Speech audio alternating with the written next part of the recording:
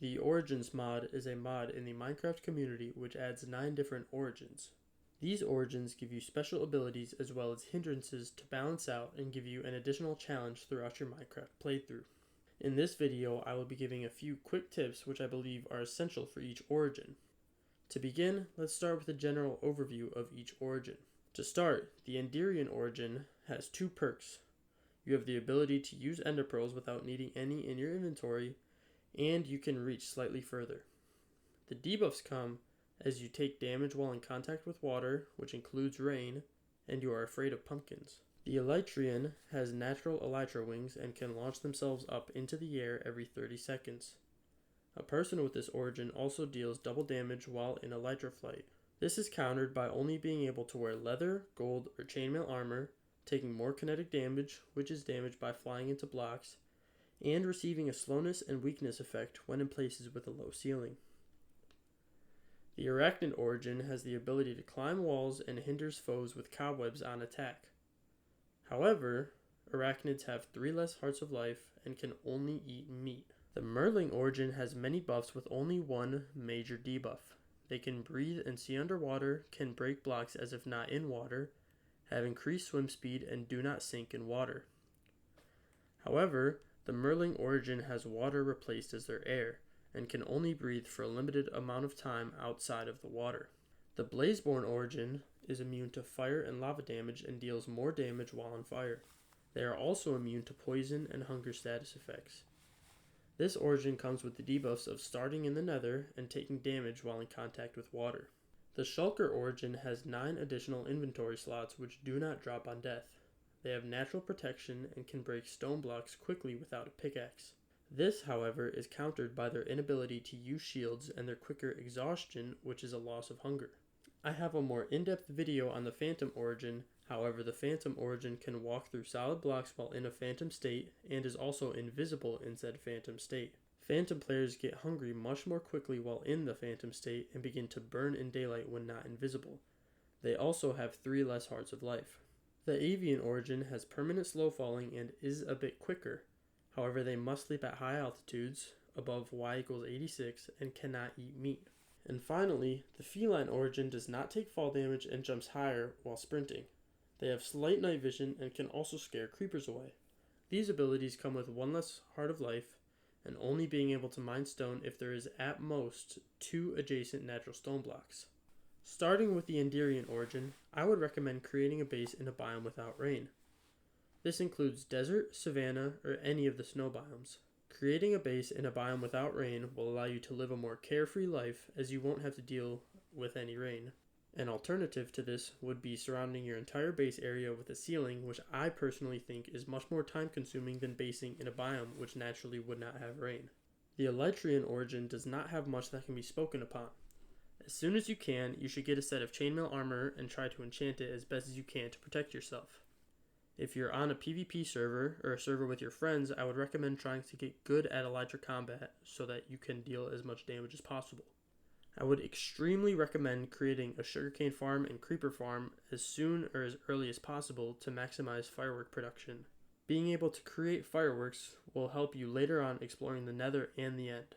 For the Arachnid origin, I would get armor to increase your survivability and create a meat farm as soon as possible. I would personally recommend a hoglin farm, which should be tileable and is also very easy to create as long as you can access the nether roof. The process of accessing the nether roof is slightly easier as you don't need ladders because you can just climb up to the corner of the block and pearl. For Merling players, you must be aware that it is a big challenge. I would make sure to keep a water bucket on you at all times so you can give yourself more time to breathe if you become a fish out of water. I would also try to make a tree farm if possible, as wood is seemingly your biggest unavailable resource. Personally, I would say the biggest challenge with the Merling origin comes with other dimensions. It is almost impossible to stay in the nether for long periods of times, and the end is a little more forgiving as you can place water, however it is still very difficult. I would personally only play Merling if you either have someone you are playing alongside or on a server with people who can aid you throughout your playthrough, as nether and end travel is difficult. Now for the opposite side of the spectrum, Blazeborn origins should seek a food source as soon as possible. Because you spawn in the nether, I would either focus on gathering mushrooms to create mushroom soup, or I would create a hoglin farm. To exit the nether, you can either find and fill a ruined portal, or trade for obsidian through piglins and use a flint and steel or fire charge to exit. Once you are in the overworld, I would once again recommend creating a base in a biome without rain, such as the savanna, desert, or snow biomes as stated before. This gives you the least worry for rain damage, and you only have to worry about natural water source damage. With the shulker origin's quicker exhaustion, an obvious one is to find a stable food source as soon as possible. This could be a simple farm such as a hoglin farm or villager crop farms. I would personally recommend whichever is easier at the moment for your particular playthrough. I would personally use the shulker inventory for very specific circumstances such as mining or just general expensive goods such as a dragon egg or diamonds, or just to use as additional storage depending on how your day-to-day is going. I would personally say the shulker origin doesn't change your game very much unless you are a shield user, which then you must just find a different way to dodge or prevent yourself from taking damage from arrows. For the phantom origin, I would extremely recommend a stable food source. My personal farm of choice, as many other origins, is a hoglin farm. It's extremely easy to make and an excellent choice for phantom players, as it is created on the nether roof, which has no sun, which means there's no way that you can be burnt up there. I would also recommend players to play safer, as you have less hearts and lose hunger quickly while in phantom mode. For avian origins, you should prioritize villager farms, as they can only eat non-meat foods. In addition to this, you should obviously make sure to base on a hill or a higher biome such as jagged peaks or just naturally high lands to be able to sleep. The slow falling ability can be extremely helpful in certain scenarios, such as reaching the bottom of ravines while you're mining or gaining distance from your base if it is on a mountain. Finally, feline players should prioritize cobblestone generators or farms. Some cobblestone farms are extremely cheap and relatively quick. Apart from the inability to mine stone if there is too many adjacent stone blocks, there is not much of a difference in your play, and stone is your most unavailable resource. A necessity for feline players is to prioritize cave mining, as you are unable to strip mine, and possibly bringing TNT with you for if you reach the end of a cave or just need 1 or 2 blocks mined but are unable to due to your disadvantage. An alternative to TNT could be moss and bone meal if that's preferred or just easier in your playthrough.